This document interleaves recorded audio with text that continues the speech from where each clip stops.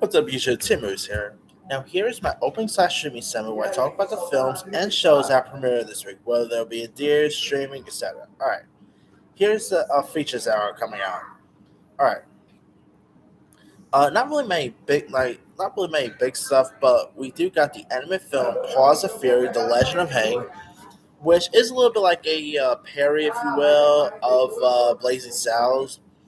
And the movie also features a cool voice cast that includes the likes of Mikey Cera, Sam Jackson, the aforementioned Mel Brooks, who of course did Blazing Saddles, so that's cool that Mel Brooks is in this. It is from the director of the original Lion King anime film, which is, by the way, one of my favorite anime films of all time. Now, if you guys don't know much about the story here, it's more like a down on his luck. Hal finds himself in the town full of cats who needs a hero to defend them from a ruthless villain's evil plot to wipe out their village off the map.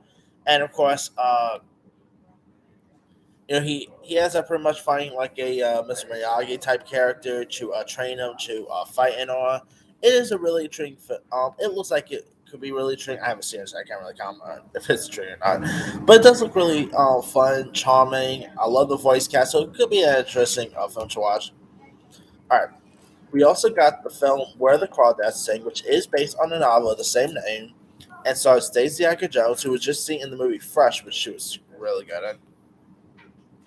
Now, here's what this is about. Abandoned as a girl, Kaya raised herself in a dangerous marshland of North Carolina.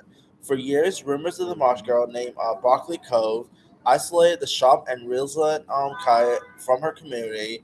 Drawn to two young men from town, she opens herself to a new startling world. Now, the trailers looked okay. I mean, it didn't really do anything to like wow me, but hey, I do like Daisy Edgar Jones. I You also got David Shafaris in this, so it could be interesting to check out. All right, we also got the period piece film Mrs. Harris Goes to Paris. Now, this stars Leslie Manville, and it takes place in 1950s London, where a widow cleaning a lady falls madly in love with a culture Dior dress, deciding she must have one of her own. After working to raise the funds to purchase her dream, she embarks on an adventure to Paris that will change not only her own outlook, but the future of House of Durar. And this looks like it could be really interesting. I mean, it's probably not a film for me or anything like that, but hey, it does look like it could be really charming. I like some of the cast involved, so it could be interesting to check out. All right, we also now coming to Netflix. We got another period piece film called Persuasion, which stars Dakota Johnson, and is based on a novel by Jane Austen. Now it's when Frederick Wentworth, the one who got away, crashes back into Anne Ellis' life. She must choose between putting the past behind her or listening to her heart when it comes to second chances. Now you also got Henry Golding. He's really good, so could be interesting to check out. But I have not been hearing great things about. So yeah. Now we got a couple of stuff coming to Prime Video. We got the Kyle Newman directed film called One Up, which I actually checked this out just recent, and it actually is a really fun film. I should do my review for it sometime soon. But if you guys don't know much about it's more like Valerie is this competitive gamer whose impressive skills have landed her a place on her university's male-dominant esports team. Told she'll never be a sorry player. Valerie forms a all-girl team to take down the guys at the national championship. Now, surprise, surprise, this movie's getting review bombing for I guarantee most people who haven't even seen it. But hey, it is what it is, I guess. Anyway, now this of course stars the likes of Ruby Rose. You got Paris Borelli is in this, directed by Con Newman, who directed some really decent films I've enjoyed over the years, like Fat Boys, Barry Lethal. So I'm glad to see him back in the director's chair because this was a really fun film. It was pretty much like I guess you say it was like a Pitch Perfect, but with gaming rather than singing. That's where I really took it. But it's a really fun film. If you guys have seen that. All right. Also on Prime Video, we got a movie called "Don't Make Me Go," which stars John Cho, and it's about a terminally ill man and his teen daughter embarking on a road trip from California to New Orleans for his 20th college reunion. While there, he secretly hopes she can reunite the mother who left them long ago. And this actually looks really intriguing. Looks put this down there. Looks pretty touching here. John Cho, I've always been a fan of him ever since I saw him in the American Pie movie. So I'm glad to see him getting interesting roles here. So I'm definitely trying to check this out. And it's a road trip movie too, so I'm always sucked for those type of films. All right. We also got the documentary Gabby Gifford, I Won't Back Down, which chronicles the life and career of former Congresswoman Gabby Gifford, who was left partially paralyzed and with a language impairment following a 2021 assassination attempt. Now, this looks like to be a really interesting doc, so could be interesting to check out. All right. We also got an animated, an anime film called The Deer King, where the last survivor of a band of warriors is enslaved to in a salt mine. One night, savage dogs attack and a mysterious disease wipes out everyone at the mine. The warrior escapes with a little girl, while a gifted physician looks for a cure. So yeah, this looks like to be really intriguing. I mean, I've been hearing some really interesting stuff about, and I do like some good anime stuff. So this could be interesting to check out. All right, we also got a Korean film called The Killer, where this is an action thriller with witty dialogue here. So yeah, I don't really know much about it, but I thought this was like David Fincher's new film, but it looks like it is. But yeah, could be cool, I guess. All right. We also got a very interesting looking horror film called American Carnage. Now, this stars Jenna Ortega, who, of course, was just seen in stuff like Scream, X. She's in that Alice Family film series, I should say.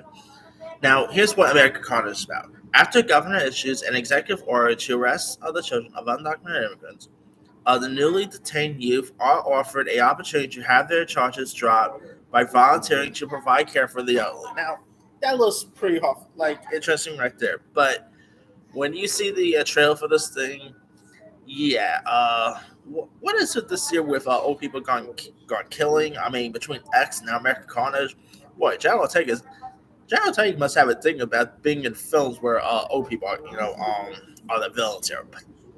But this does look really intriguing. You got Eric Dane from Euphoria is in this. I mean, it looks creepy, it looks interesting. So stop me up with this one. I do love a good horror film, especially with old people gone crazy. Who does not love that? All right. We also got a movie called Wrong Place, which is one of the final films that Bruce Willis is starring in. If you guys don't know, Bruce Willis has announced his retirement. And I know I've been a little hard on him because of his past films, but after, I mean, it is a shame that he is going, he is pretty much ending off his career with this type of stuff. But I could now kind of see why.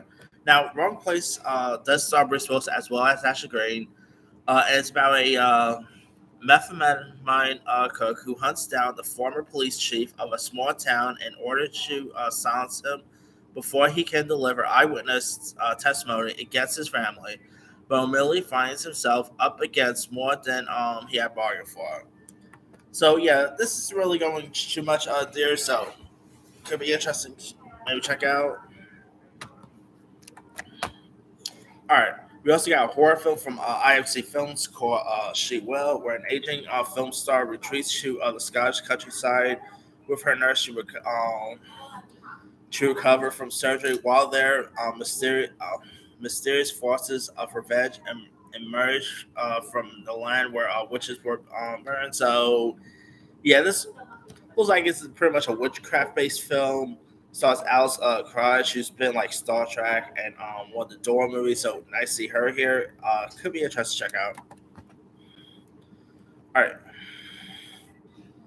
Now we also got on Paramount Plus. We do got South Park Streaming Wars Part 2, which by the way, that was an awesome premiere. I should do my review for that pretty soon. But man, yeah, I mean this South Park is getting crazy with these like TV movies or TV specials they've been doing. I mean, between the post-COVID ones, now this. I mean, yeah, they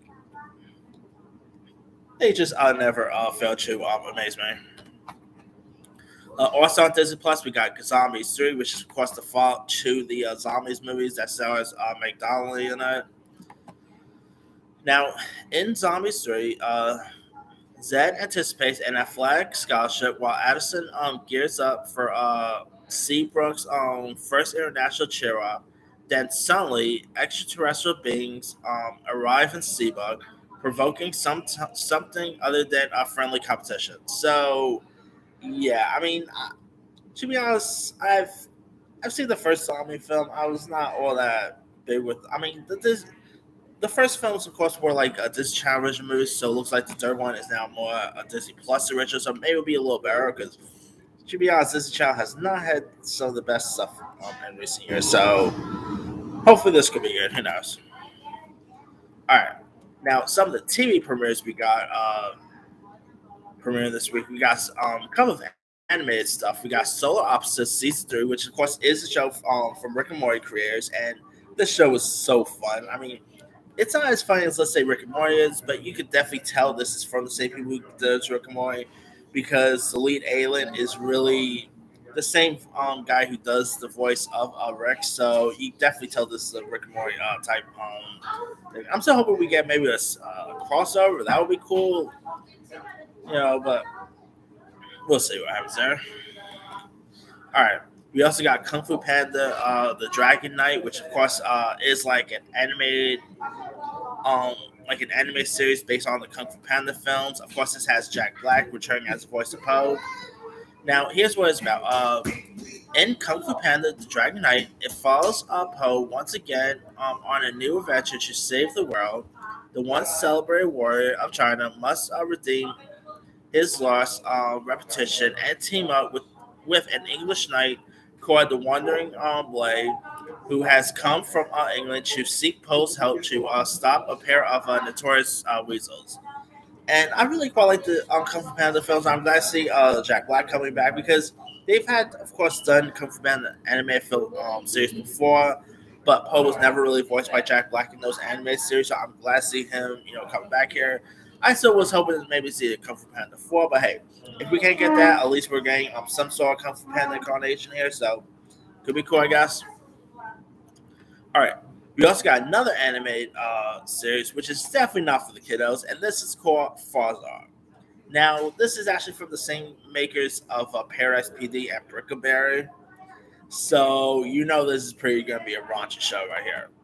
Now, it's where Prince Faisal lives in a human colony on an alien world and vows to rid the planet of evil, but then learns his dad's the biggest divider of them all. So, yeah, this has lots of raunchy stuff that I'm not really gonna repeat, but yeah, it looks completely dirty, looks entertaining. I mean, you can definitely tell this is from the same people who did Brickleberry and Paradise PD. I'm hoping I still will love to see Brickleberry return, but uh, I'm definitely looking forward to check this one out when it premieres on Netflix. All right. Also on Netflix this week, we got Resident Evil, which of course the series based on the video game franchise. It's where 14 years after a deadly virus caused a global apocalypse, Jade Wester fights for survival in a world overrun by affectionate creatures while being haunted by her past, her father, and what happened to her sister Billy. Now, the reviews for this has not spoiler. The reviews for this have not been all that pleasant. But I'm still looking forward to check this one out. I mean, the last Resident Evil movie that got released last year, that wasn't so good.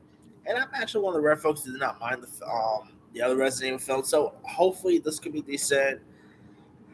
Have to wait and see, but it looks like it'd be really intriguing. I mean, you got Lance Reddick, who I loved in the John Wick movies, L.O. Balinska, who I thought was really good in the Charlie's Angels film that got released a couple years ago. So this could be interesting to check out.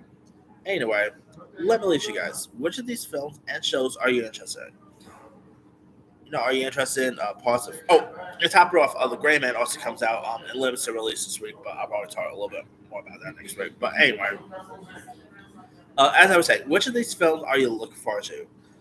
Are you looking forward to Paws of Fury? Where the Crawdads sing? Are you even looking forward to check out Farzar? Drop a comment below. Don't forget to like, subscribe, hit that bell for notification. This is Henry Siren.